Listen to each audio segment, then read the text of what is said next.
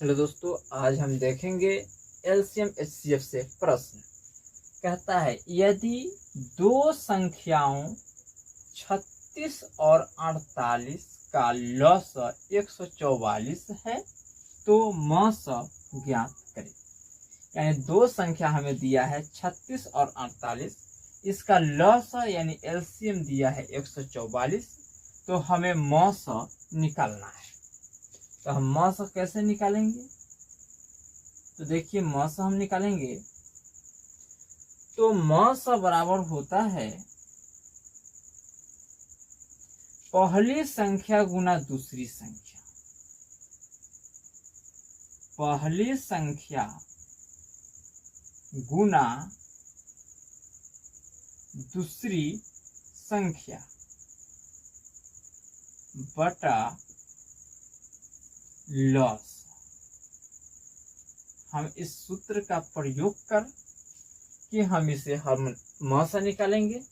तो पहली संख्या कितना है? 36 है और दूसरी संख्या कितना है? 48 है। तो लिखेंगे 36 गुना 48 बटा लसाअ कितना है? 144 है। तो लिखेंगे 144। हम इसे अब काटेंगे तो यह 36 से कट जाएगा 4 मरतबे और 4 से 48 कट जाएगी 12 मरतबे। अगर गुना करेंगे तो यहाँ पर पूरा गुना करके कितना आएगा? 12। तो यहाँ पर मसाअ बराबर हो गया 12। तो यहाँ दिया हुआ था कि यदि दो संख्याओं 36 और 48 का लसाअ 144 है तो मसाअ ज्ञात करें। तो हमने देखा कि मसाअ बराबर होता है पहली संख्या गुना दूसरी संख्या बटा लसाअ। तो पहली संख्या 36 था गुना दूसरी संख्या 48 और लसाअ 144। तो इस 36 से 144 कट गया 4 मरतबे, 4 से 48 कट गया 12 मरतबे। अब इस 12 में 1 से गुना करेंगे तो 12 होगा। तो यहाँ पर मसाअ बराबर हो गया 12। तो इस संख्या से हमने मसाअ निकाल लिया।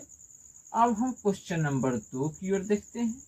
क्वेश्चन नंबर 2 क्या कहता है? दूसरी क्वेश्चन कह रहा है कि यदि दो संख्याओं 80 और 120, यानी दो संख्या है, एक संख्या 80 और दूसरी संख्या 120, इसका मसाअ 40 है तो लसाअ ज्ञात करें। यानी मसाअ दे रखा है 40, इस दोनों का मसाअ 40 दिया है, हमें लसाअ निकालनी है। तो लसाअ निकालनी है तो इसी से आधारित हमारा सूत्र होता है, उसी फॉर्मूला से हम बनावेंगे। तो लसाअ बराबर होता है पहली संख्या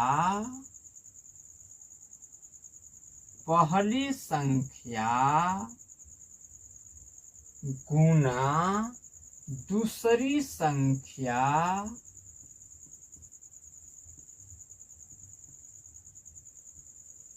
और बटा मसाअ। हमने क्या लिखा? लसाअ बराबर पहली संख्या गुना दूसरी संख्या बटा मसाअ। तो पहली संख्या कितना है? 80 गुना दूसरी संख्या कितना है? 120 और बटा मसाअ कितना है? 40। 40 से 80 कट जाएंगे 2 मरतबे, 120 में 2 से गुना करेंगे तो ये हो जाएंगे 12 दूना 24 यानी 240। तो यह हमारा लसाअ निकल के आया 240। लसाअ बराबर हो गया 240। तो आपने देखा पहला क्वेश्चन में कि दो संख्या दिया हुआ था, लसाअ दिया हुआ था तो मसाअ निकाले, और दूसरी संख्या में देखे कि दो संख्या दिया हुआ है और मसाअ दिया हुआ है तो लसाअ निकाले। तो आप यह समझ गए होंगे, आपको यह पूर्ण रूप से समझ में आ गया होगा।